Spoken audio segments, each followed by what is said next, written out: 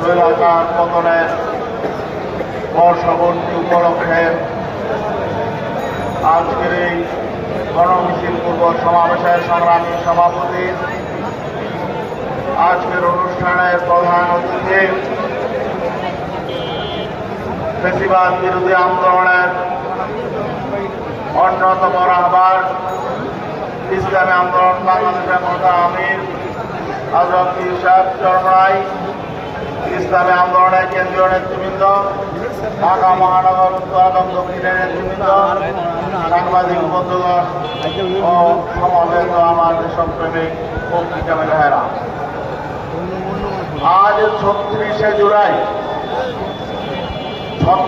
জুলাই বলা হয়েছিল এই জন্যই, যারা এই বিপ্লবে নেতৃত্ব দিয়েছিল তারা জুলাইয়ের মধ্যেই এই অভ্যুত্থান সমাপ্ত করতে চেয়েছিল, যে কারণে তারা জুলাই মাসকে গণনা 36 পর্যন্ত নিয়ে গিয়েছিল।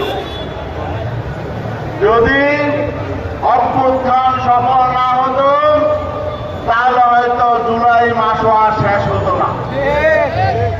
আজকে আমাদের দেশের রাজনৈতিক দলগুলো যারা অতীতে ক্ষমতায় ছিল, সামনে ক্ষমতায় আসতে চায়, তারা এই জুলাই অভ্যুত্থানের ক্রেডিট দিতে চায়।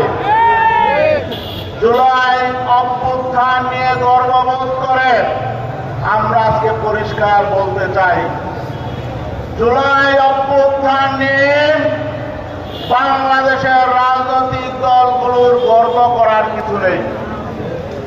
জুলাই অভ্যুত্থান নিয়ে, জুলাই বিপ্লব নিয়ে বরং বাংলাদেশের রাজনৈতিক দলগুলোর লজ্জা হওয়া উচিত, কারণ রাজনৈতিক দলগুলোর ব্যর্থতার জন্যই জুলাই অভ্যুত্থান হয়েছে।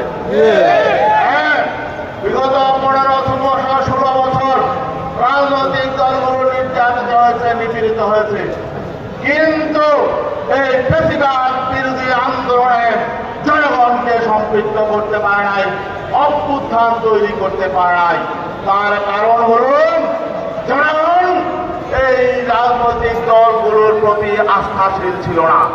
যারা বিগত দিনে বিভিন্ন অপকর্ম করেছে, দুঃশাসন চালিয়েছেন, তাদের প্রতি জনগণের আস্থা ছিল না।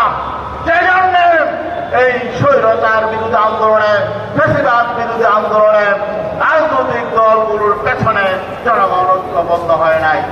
অতএব এই জুলাই অভ্যুত্থান যদিও আমরা রাজনৈতিক দল হিসেবে পুরা জুলাই ভেবেছিলাম, কিন্তু এই আন্দোলনের মূল নেতৃত্বে ছিল ছাত্ররা, আমাদের ছাত্ররা। আমি আরেকটা কথা বলতে চাই, আমরা যেসব রাজনৈতিক দল ক্রেডিট দাবি করি, জুলাই অভ্যুত্থানে প্রায় 2000 মতো শাহাদাত বরণ করেছে। এর মধ্যে কয়জন আছে রাজনৈতিক দলের নেতা? প্রায় 3000 আহত হয়েছে, পঙ্গু হয়েছে, চক্ষু হারিয়েছে। এর মধ্যে কয়জন আছে রাজনৈতিক দলের নেতা? অনেক রাজনৈতিক দলগুলোকে আমি মনে করি লজ্জিত হওয়া উচিত।